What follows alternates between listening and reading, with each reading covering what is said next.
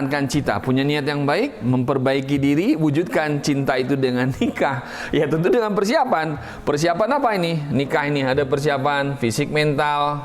Nah, karena salah satu daripada tujuan pernikahan adalah melanjutkan keturunan.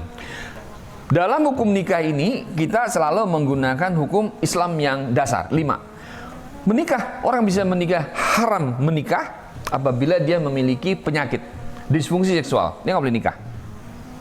Yang kedua, dia menjadi wajib apabila ini sudah runtang-runtung kemana-mana, dikhawatirkan jatuh kepada lembah kenistaan, segera menikah. Sunnah kalau dia masih bisa mempertahankan. Nah, oleh karena itu perwujudan cinta ini tidak boleh menjadi tidak rasional atau menjadi budak cinta kita ini. Budak cinta ini apa? Mengikuti nafsu, mengikuti segala macam apa yang menjadi keinginan dia tanpa dilandasi oleh ajaran Islam. Ini yang tidak boleh. Ini nggak boleh. Kita tutup saja. Jangan dilakukan oleh kita.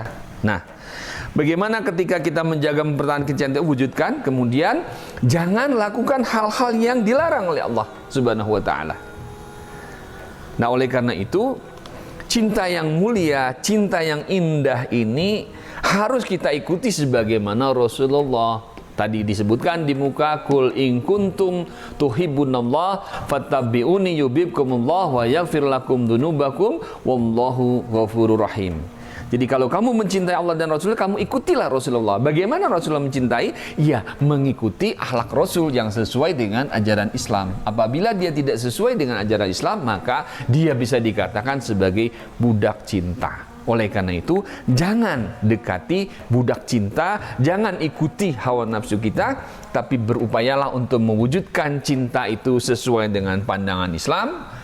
Kemudian cinta ini kita arahkan, dipertahankan di dalam rangka menjaga dengan sesungguhnya mengajak semuanya kembali kepada nilai-nilai kesucian Islam itu sendiri, bahwa cinta itu fitrah, kembalikan wajah kita kepada fitrah Allah Subhanahu wa taala. Disebutkan juga di dalam surat Ar-Rum itu disebutkan surat Ar-Rum fa'akim wajhaka lid-dini hanifah fitratallahi lafataron nasi 'alaiha la tabdila li khalqillah dzalika dinul qayyim walakinna aksaron nasi la ya'lamun. Hadapkanlah wajahmu yang lurus kepada fitrah Allah. Dia berikan cinta itu kepada manusia sesuai dengan fitrahnya. Apa fitrah manusia? Berbuat baik kepada siapapun, tidak berniat untuk menyakiti, tapi niat cinta ini dia betul-betul ingin menyatakan bahwa cinta yang dia lakukan rela berkorban, mau saling mengasihi, bisa hormat menghormati antara dua pribadi yang berbeda, sehingga dia akan terhindar dengan apa yang menjadi tema kita pada saat ini, yaitu jangan menjadi budak cinta. Nah, ada juga sekarang ini remaja-remaja, para milenial ketika ingin menikah memperberat mahar misalnya, juga nggak boleh begitu. Tapi dia harus dirahkan dengan apa? Memudahkan. Di sini memudahkan. Bahkan disebutkan dalam hadis itu ada apabila seorang ayah dan ibu melihat anaknya sudah runtang-runtung, maka segera dinikahkan. Jauh lebih baik demikian daripada dibiarkan untuk jatuh ke dalam lembah dosa yang disebut dengan budak cinta itu sendiri. Ketika orang mengikuti hawa nafsunya, ketika orang mengikuti kehendak dirinya, maka dia tidak akan bisa mendapatkan cinta yang sejati. Bahwa cinta yang sejati adalah hubullah, hubur Rasul, kemudian juga kita hubun nas. Antara cinta kepada sesama manusia itu menjadi indah, menjadi kebaikan. Oleh karena itu, mari pada saat yang indah ini kita nyatakan dalam diri kita, kita niatkan, kita mencintai karena Allah dan membenci karena Allah. Demikian. Baik, setelah kita menjelaskan bahwa cinta ada pandangan dalam Islam, bentuk cinta dan bagaimana mempertahankan cinta itu sendiri, ada sahabat kita yang bertanya dari Dewi yang bertanya, apa hukumnya jika kita mencintai seseorang secara berlebihan? Nah ini, israf, berlebihan. Segala sesuatu yang berlebihan di dalam Islam itu sangat tidak dibolehkan. Jadi dalam Islam itu yang paling dimudahkan adalah dia ada di tengah-tengah, dia ada di tengah-tengah. Oleh karena itu, ketika seseorang mencintai seseorang secara berlebihan, dikhawatirkan akan kehilangan rasionalitas dia, akan kehilangan segala sesuatu yang menjadi harga dirinya, sehingga dia hilang kontrol terhadap cinta itu sendiri. Lalu apa yang terjadi? Kalau berlebihan seseorang ini, akan ada hal-hal yang sangat tidak pas dalam kehidupan ini. Oleh karena itu, cinta yang dibenarkan adalah cinta yang bisa dilandasi dengan syariat. Salah satunya adalah mengikuti kaidah-kaidah yang ditetapkan di dalam Islam itu sendiri. Yang kedua, dia tidak kehilangan rasionalitas dalam kehidupannya.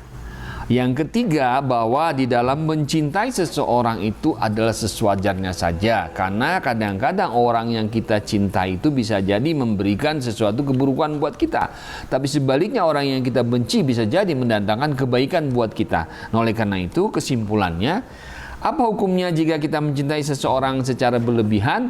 Ini sangat tidak dibolehkan di dalam Islam. Mencintai secara wajar, mencintai sesuai dengan urut-urutannya. Oleh karena itu, mencintai sesama manusia dalam konteks yang wajar, jangan berlebihan. Demikian Dewi. Jangan jadi budak cinta. Kita simpulkan bagaimana ketika kita sudah memahami dalil di dalam Islam, Ali Imran ayat 31, kemudian Al-Hujurat ayat 77, kemudian Ar-Rum ayat 21. Kita menyatakan bahwa cinta kepada Allah, cinta kepada Rasul, cinta kepada manusia, cinta kepada alam semesta.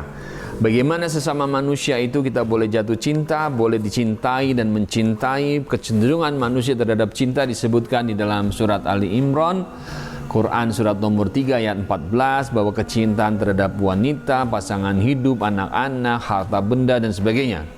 Oleh karena itu, bagaimana kita mempertahankan atau memperjuangkan cinta dengan niat yang baik. Innamal a'malu bin niat wa innamal likum imanawa faman kana hijratuhu ila Allah wa rasul fa hijratuhu ila Allah wa rasul. Mendekat kepada Allah, menjauhkan dari sesuatu yang dilarang, memperbaiki diri, dan kemudian kita sehat, kita siap dengan satu landasan akhir dari perwujudan cinta antar sama manusia, yaitu menikah. Nah, ini yang paling penting, menikah. Dalam konteks ini, maka kita tidak akan menjadi budak cinta, tetapi kita akan mendapatkan cinta yang hakiki dalam Islam, yaitu mencintai karena Allah dan Rasulnya yang sesuai dengan nilai-nilai Islam. Demikian, Assalamualaikum warahmatullahi wabarakatuh.